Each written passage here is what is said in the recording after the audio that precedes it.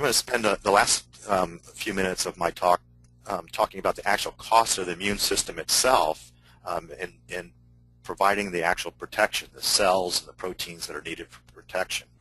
Again, one of the biggest costs is a decrease in absorption, but there's still a cost of the immune system responding. And we know that the more immune response that we have, that's taking nutrients away from growth and productivity. And this has been worked out in quite a bit of detail. I spent many years looking at the factors that are involved in mediating this, the pro-inflammatory cytokines, and their functions on the endocrine system, the brain and appetite, as well as their functions in regulating the immune system and providing nutrients to the immune system from skeletal muscle. But I want to get into the actual true nutritional costs, not so much the mechanisms here.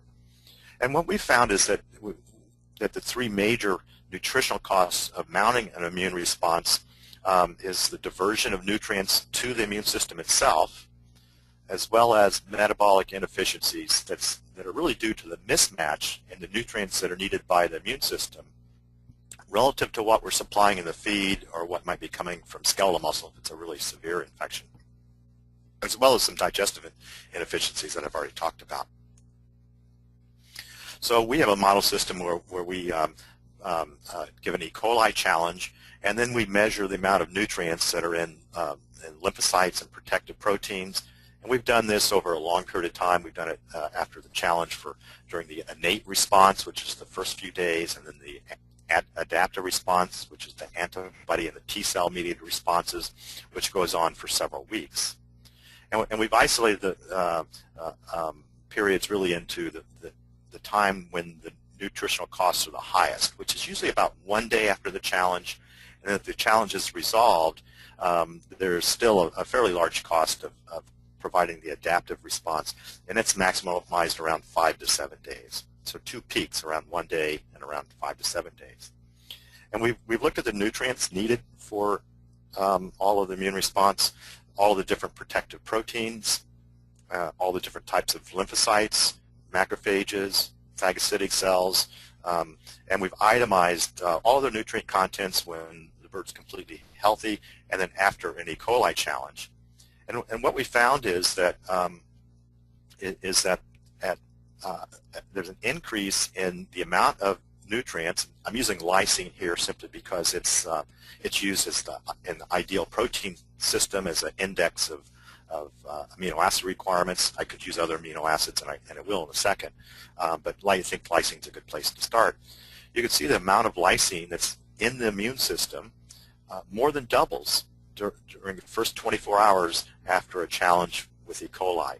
And much of that is due to what's called the acute phase proteins, which are those protective proteins, things like complement, mannan-binding protein, and alpha-1 glycoprotein, etc. So that's a huge increase very quickly within 24 hours. And then the acute phase response begins to decay. These proteins are partially degraded, and those amino acids actually supply the increase in antibody production and the increase in the number of cells that are needed to produce the adaptive response, the B cell and the T cell mediated response.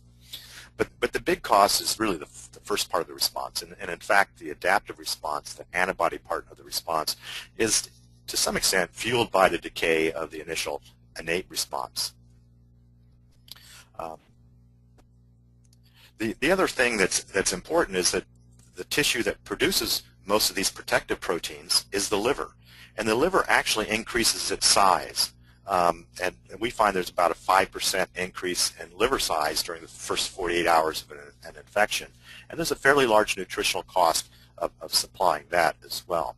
So the reality then, if we convert the amount of amino acids that are being diverted to immune defenses, that accounts for about 25% of the decrease in growth we see. In this particular E. coli infection model that we use, the growth rate actually decreases during the first 5 days of the infection by about 1/3, and about 25% of that is due to the diversion specifically to the immune system.